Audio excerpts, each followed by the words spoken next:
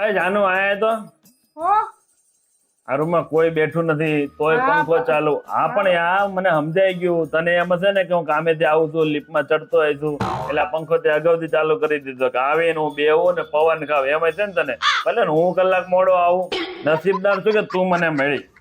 પણ હું અહીંયા જ બેઠી હતી. ભૌતિક મને બોલે એટલે હું ઈ રૂમમાં ગઈ હતી. લે આ પંજાબી રેસીપી કોણ જોવે છે? અચ્છા પંજાબી રેસીપી આપણે કોકના ઘરે ગયા હોય તો કેવા થાય મને આવડે છે, આમાં પનીર નખાય, આમાં કાચો નખાય, આમ શેકીને નખાય, આમ દૂધમાં પલાળીને નખાય. ભલે ને આપણે કદી પંજાબી નો બનાવવું તો આપણે ચા ભાખરી જ હોય. નસીબદાર શું કે તું મને મળી. પણ હું ફ્રીજમાં ઈ જ જોવા આવી હતી કે પનીર છે કે નહીં. હું પનીર જ બનાવવાની હતી. હવે ચા ભાખરી જ બનાવીશ. ખાજો હવે. અરે આ બધું કેમ હજી આઈને જ છે? અરે અરે હું સમજી ગયો કે મારા હું જાડિયો થઈ ગયો છું, મારી બોડી વધી ગઈ છે. એ થોડુંક છે ને હું કામ કરું ઘરનું તો મારી બોડી ઉતરે અને મારું શરીર મેન્ટેન રહે અને મને તાવય ન આવે. એટલે તે આ બધું મારી આટું રાખ્યું છે. હું નસીબદાર છું કે તું મને મળી. અરે હું હજી આવી જ છું. પાણી પીને બધું મૂકવાની જ હતી. કચરું તો જોવા રૂમમાં યાર. હા પણ હું એટલે મને ખબર છે કે તું કચરું દિવસમાં 2 વખત એટલે નથી કાઢતી કે આપણો ઝાડુનો ખર્ચો ન થાય અને આપણી લાદી છે ને લોંગ ટાઈમ હાલે. આ લાદી લોંગ ટાઈમ હાલે એટલે તું ખબર છે મારી કેટલી બચત કરે, તને મારા વિશે કેટલી કાળજી છે. નસીબદાર છું કે તું મને મળી છે.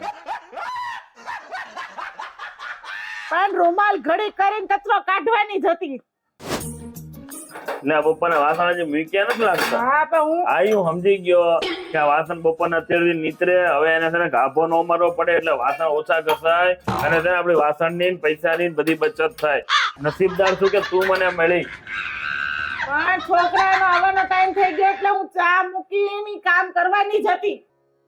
ચાલો હું કહું છું તમે સવારથી મને જે શિખામણ આપો છો, લેક્ચર આપો છો, તો હું કહું છું હાલની રસોઈ, વાસણ, કચરા પોતા બધું જ તમે કરી નાખો ને.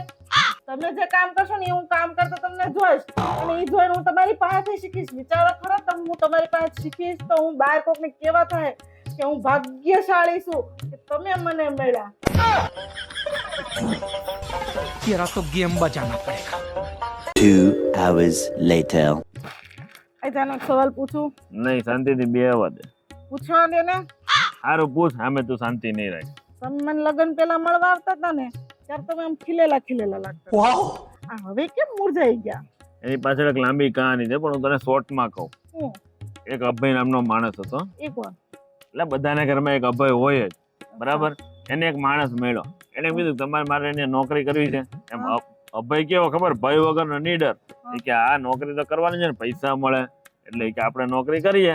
એટલે એ જાય મુંબઈ નોકરી કરવા. એ કંપનીમાં નોકરી લાગે અને પહેલે દિવસે આમ જોઈ રાજાની જેમ તૈયાર થઈને ગયો. આમ તું જો ને તો એવું લાગે વાહ તું એન્ટ્રી છે રાજાની જેમ. એની એન્ટ્રી થઈ, રાજા જેવા કપડા.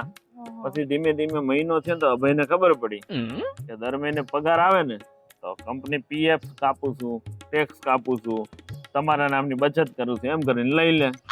પછી અભય વિચાર કરે એટલે ભાઈ મને લાવ્યો ત્યાં મેનેજર બનવા લાવ્યો તો કે ગુલામ બનવા. પછી મહિનો થયો પછી ઓલા પૂછ્યું ભાઈ કે તમે કેમ દાંત કાઢતા નથી? પેલા તો બહુ દાંત કાઢતા હતા મેળા ત્યારે તો. આ કંપનીમાં રાખ્યા પછી તમને નથી દાંત આવતા અને મૂર્છાઈ ગયા, તમે આવા કેમ થઈ ગયા? હવે તું જ કે ભાઈ કેવી રીતે દાંત કાઢી શકે?